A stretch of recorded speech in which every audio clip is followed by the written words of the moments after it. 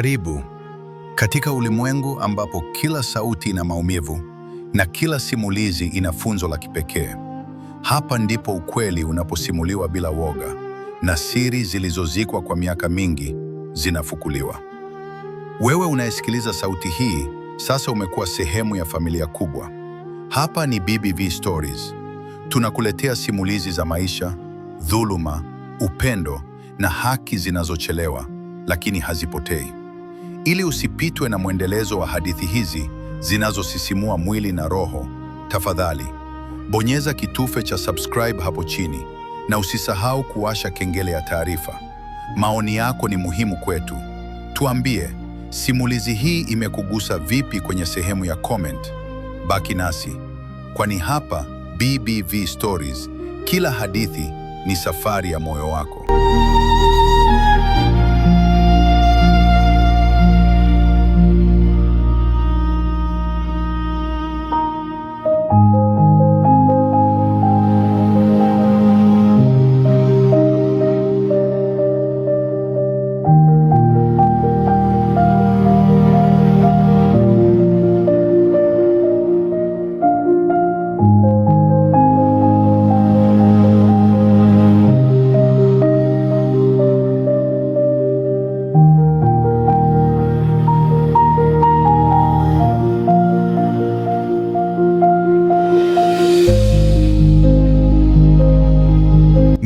Msimulizi wako Victor Rashid. Leo nakuletea kisa ambacho kitazitisha hisia zako, kisa kitakachokufanya utafakari maana ya ubinadamu na ukatili wa mfumo wa sheria pale unaponaswa na mtego wa chuki na kisasi. Hii ni hadithi ya kijana Bright, kijana aliyekuwa na ndoto, kijana aliyempenda mke wake Neema kwa roho yake yote. Lakini ndani ya sekunde chache, alfajiri moja ya damu, maisha yake yaligeuka kuwa majivu. Je, unaweza kuvumilia miaka 15 gerezani kwa kosa usilolijua? Je, utafanya nini ukigundua kuwa wakati wewe unatafuta haki, mke wako, kimbilio lako la pekee, amekata tamaa na kuchagua kifo? Sikiliza kwa makini simulizi hii ya kusisimua na ya kusikitisha niliyoiandika kwa ajili yako.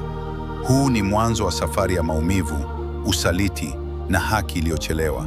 Hii ni Hukumu ya Majivu.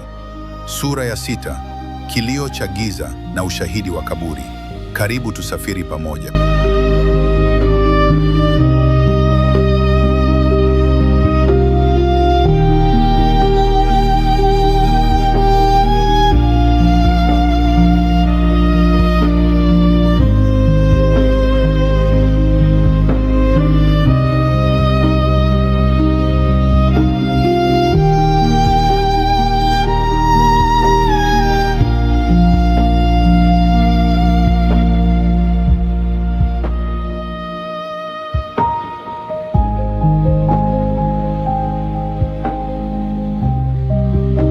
Gereza la Isanga lilikuwa limeanza kuwa makazi ya kudumu ya Bright. Katika mwaka wake wa 12, Bright alipata pigo lingine la kikatili. Macho yake yalianza kufifia. Giza halikuwa tena la usiku pekee. Hata mchana, aliona ulimwengu ukiwa katika ukungu wa kijivu. Madaktari wa gereza walimwambia ni shinikizo la damu, lakini Bright alijua ukweli.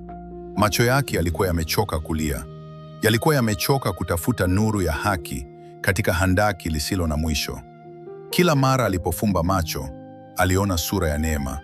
Lakini sasa, sura hiyo ilikuwa na mabadiliko. Hakuwa Neema anayetabasamu.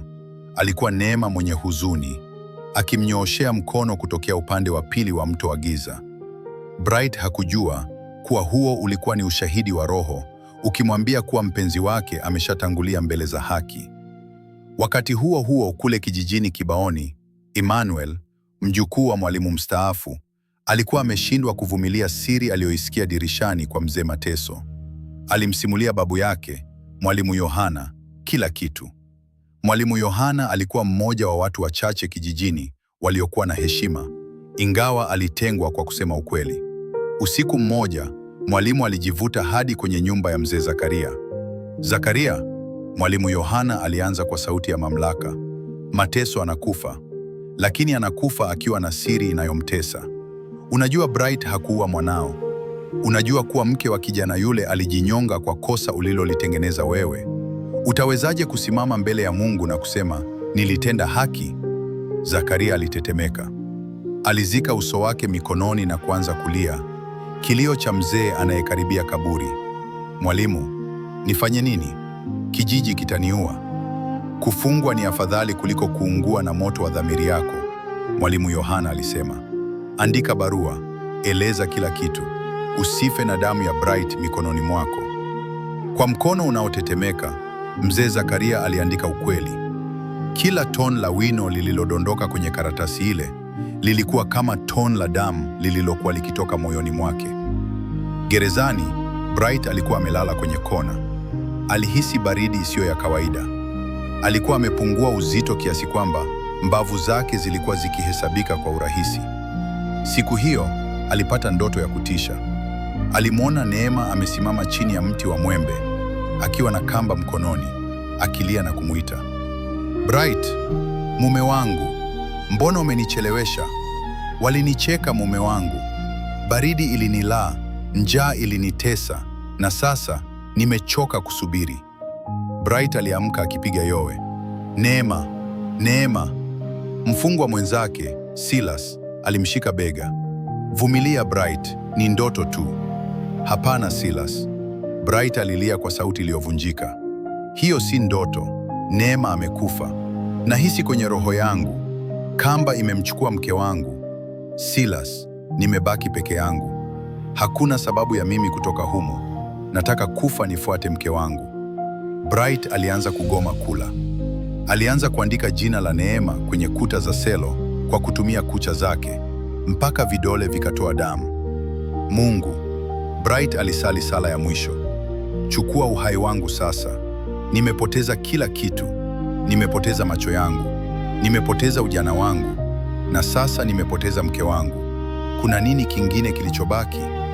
Huzuni iliyotanda usiku huo gerezani ilikuwa nzito kiasi cha kuweza kuigusa kwa mikono. Bright alikuwa amefika mwisho.